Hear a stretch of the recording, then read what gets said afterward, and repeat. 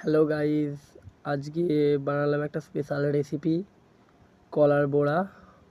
চলো দেখা যাক।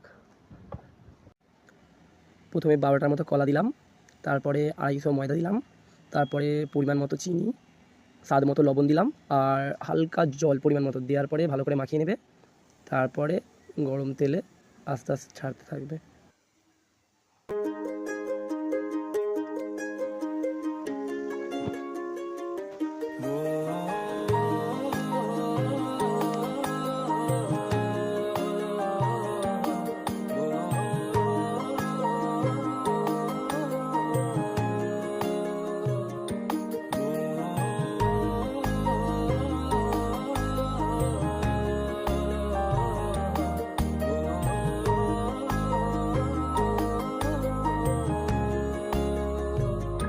न जाने कैसी बातें हैं जो दिल कह पाए ना,